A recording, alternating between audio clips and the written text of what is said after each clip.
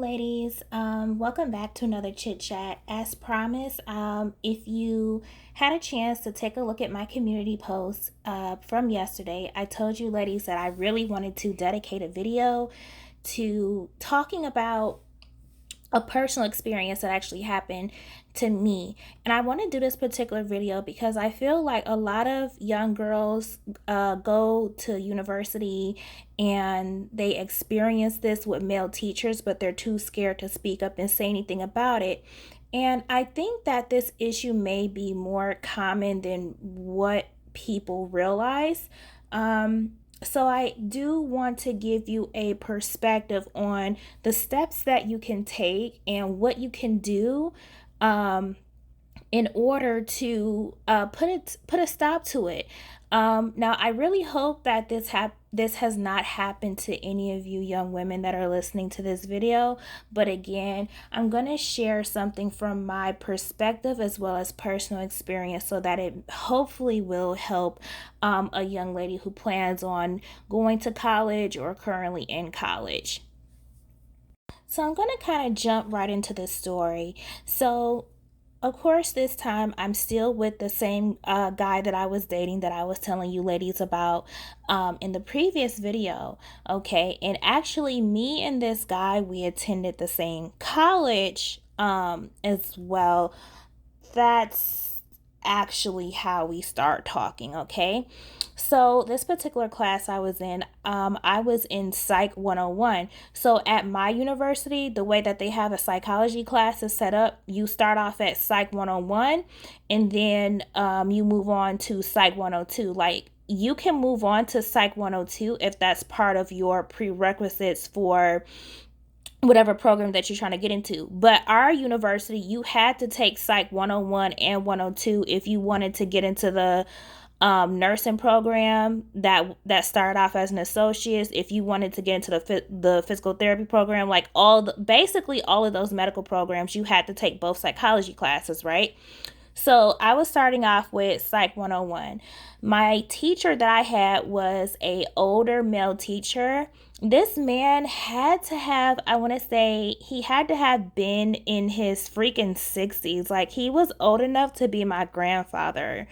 And he was an older Nigerian man. And I love psychology class. It was one of my favorite courses that I took earlier when I was in college. And, class started off really good, but it was kind of odd because, like, me and the girls in my class, and this is another thing, in my Psych 101 class, there was like one guy, y'all. So this is this is what I'm talking about. Like, when it comes to these college courses, it's mainly women.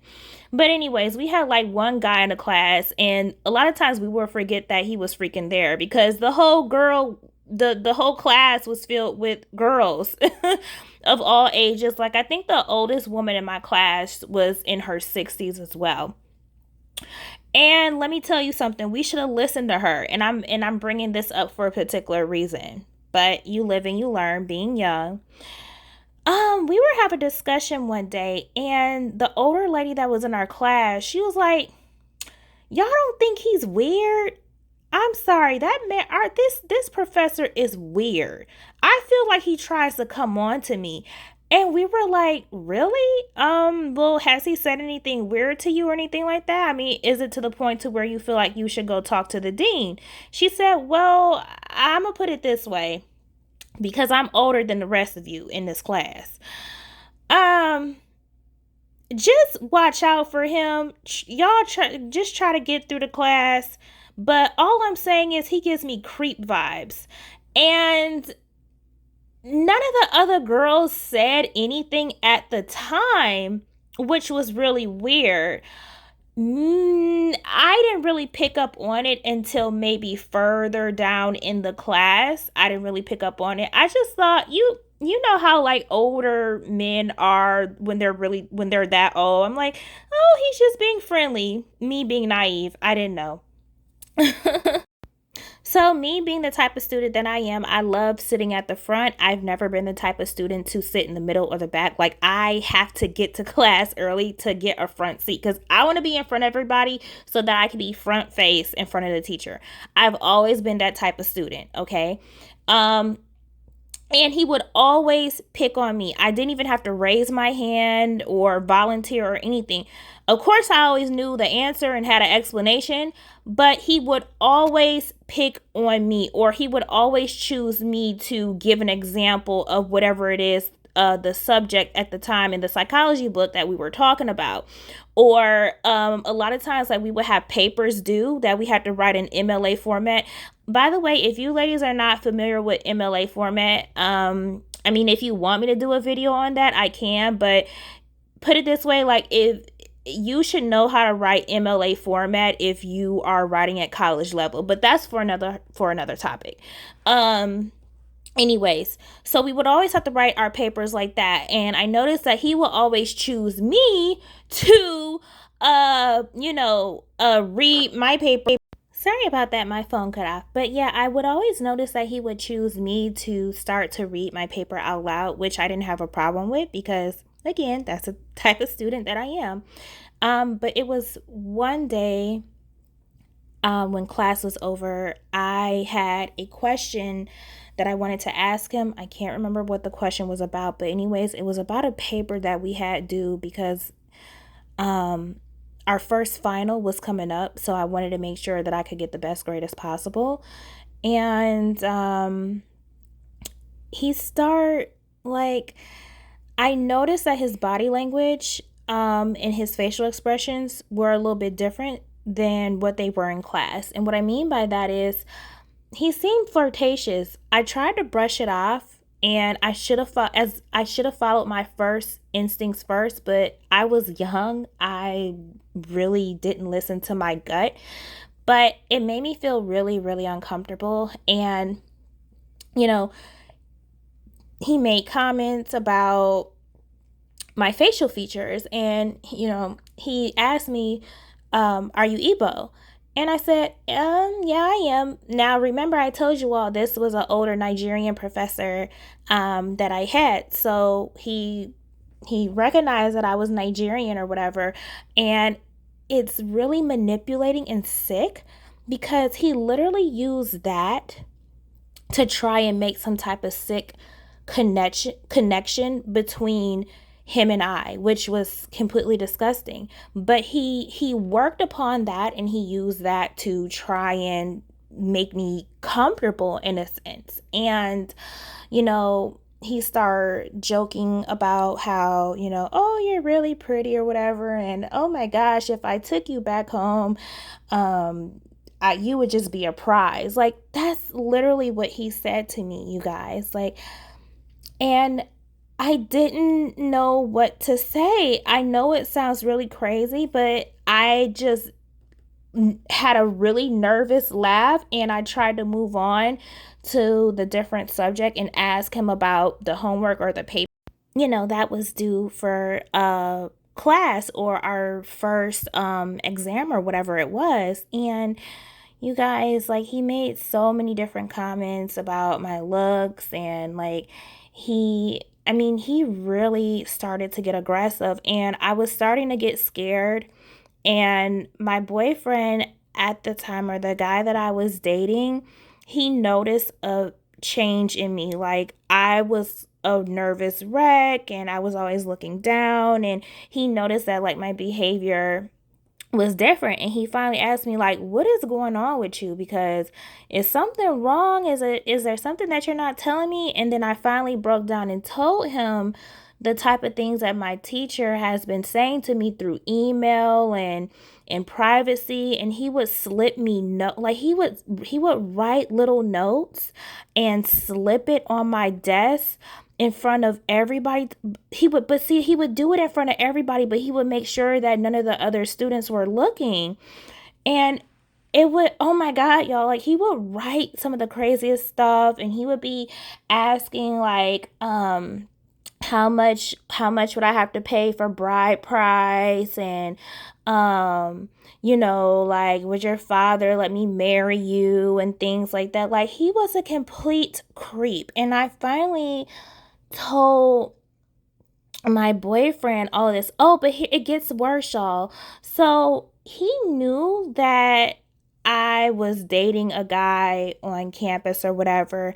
And he made a joke one day saying, "Oh, yeah, I don't like your boyfriend. He's not good enough for you. I should just go out there and slit his tires one day." And y'all, that's when that was the cherry on top for me, y'all. Like, that was the cherry on top for me.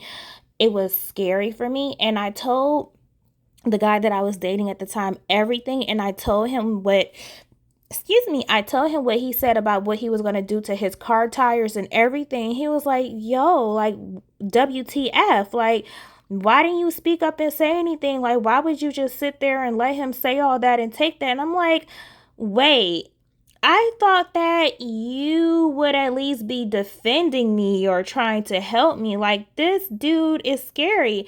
Like, he's older and he's a man." I didn't know what to do. Because again, I'm like y'all, I'm younger. Like, I don't know what to do, because in the back of my mind, I was like, what if I go to the dean or tell somebody and I wind up getting in trouble? As crazy as that sounds, that's exactly how I was thinking, because that's how hard this man had me shook. Like, he was getting aggressive and more aggressive and more aggressive. And my professor even told me, if you tell anybody, they're not going to believe you, because it's going to be your word over mine.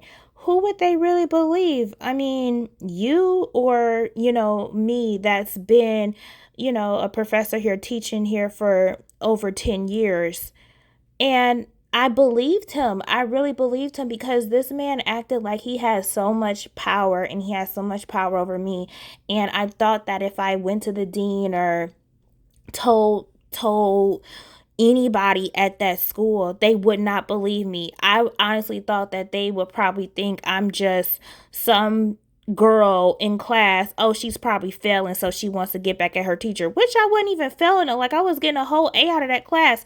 But it was just the whole point of it. It was just the whole thought process of it. Like, nobody's gonna believe me. And the dean of the school was Nigerian as well. He was a Nigerian man as well. And I'm not gonna lie, I'm like, see, nah, they're not gonna believe me. So, y'all, I and this is where Side Bay came in, my boyfriend that I'm with now. I hope I'm not confusing y'all. But I felt like at the time he was the only person that would probably believe me. So I wind up telling him everything.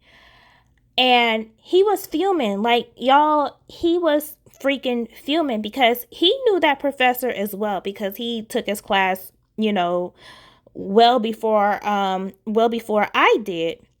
So he was like, "Don't worry about it. I'm going to talk to him." I said, "You going to talk to him? What do you mean you going to talk to him?" I'm like, "You have to tell me what that means, because I'm not trying to cause all these problems, and I'm not trying to create all this drama. I'm just trying to go to school, and I don't know." And then that's when I start telling him, like, "No, don't worry about it. Don't do." He was like, "No, I'm just going to talk to him." Y'all, when I say I was scared out of my freaking mind, because this is the exact thing that I did not want to happen. I did not want to create drama at this school, and I didn't want to create drama for myself. I was honestly just trying to, as horrible as it sounds, ladies, as horrible as it sounds, I was just going to grit my teeth and just get through the semester dealing with it. Because all I could think about is just passing my class. That's all I wanted to do. I just wanted to be drama free and pass my class.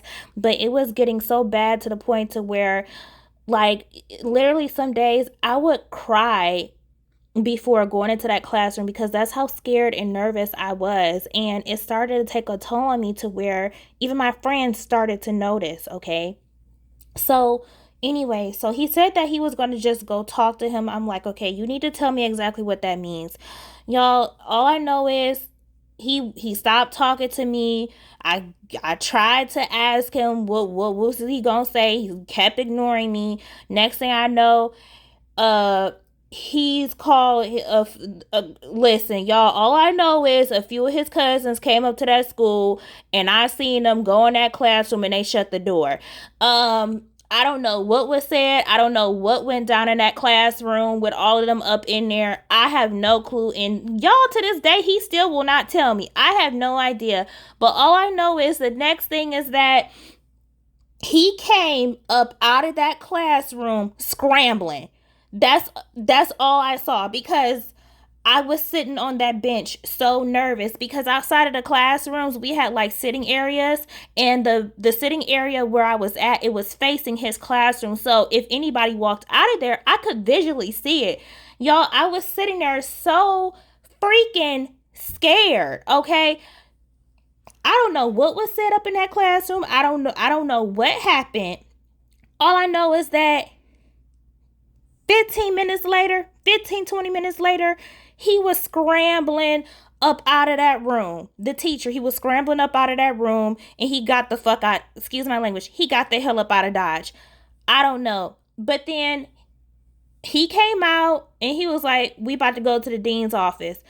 And I'm like, what we finna go to the dean's office for? Like, what happened? What did you say to him? He was like, don't worry about that. He was like, we about to go to the dean's office, and you about to tell him everything, and you about to show him all these emails, and you about to show him these notes and all this bullshit that he been giving to you. So he walked me to the dean's office, and I wind up telling the dean everything, y'all. And they had to get the police involved in everything. So I was just, oh God, y'all. The police was on campus because of me.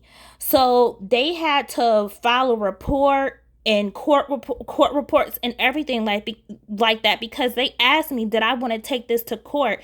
And I was just so scared. I'm like, I don't want to go through this. Is there any way that we can avoid this? And they told me if I don't take it to court, then the charges are going to be dropped, and he's going to be right back in that school teaching again, probably doing it to somebody else.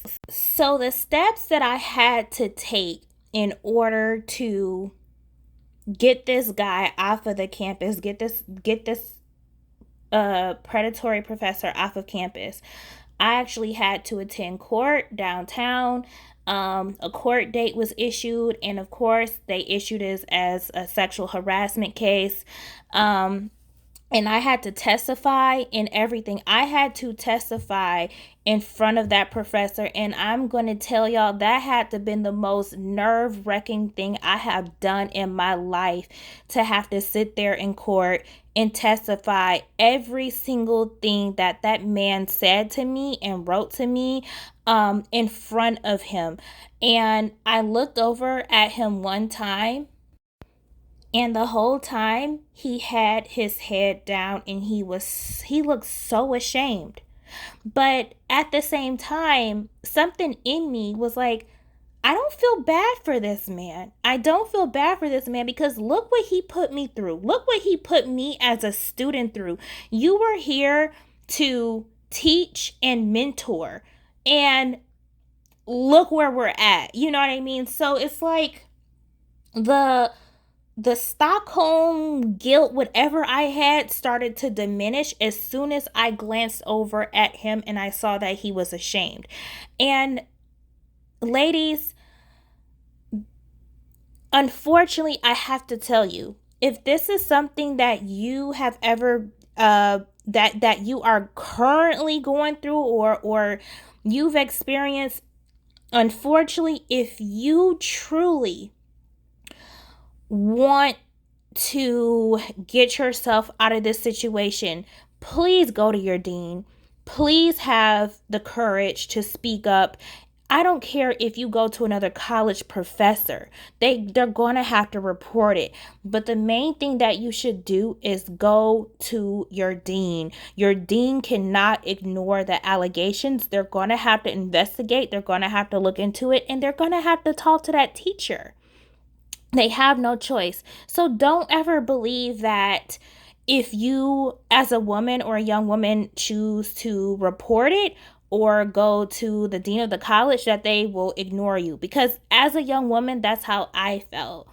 But I learned with the help of Saibe at that time that that would not be the case. You cannot allow these professors to continue to get away with the things that they're getting away with. And it's very important that you make the necessary steps to file your complaint, talk to your dean, and if you have to, follow it to court. If you ever feel like your professor is being inappropriate with you or making you uncomfortable in any form or matter, report it immediately. Do not allow it to go on. I know that it may scare you. I know that it may make you uncomfortable. You may be scared to say something, but please find the courage to nip it in the bud and report it as soon as possible. As soon as possible. And don't feel like just because you don't have quote unquote evidence or an email or something like that, that it should just go ignored. And it's a really good thing that I followed up and took it to court downtown, because as soon as court was over, they took away his teaching license and he was fired. Okay, he was fired, and they took in his freaking license or whatever, I guess, were gone. But they got rid of him. And when I went back to class, everybody knew what had happened, and everybody was asking me like, "Oh my gosh, are you okay?" And I'm so glad that you went to court, because he was doing it to me too. Like, soon as I went back to class, 5, 6 other girls in a class finally admitted like he was doing it to me too, and yeah, he was saying this to me and he did that to me.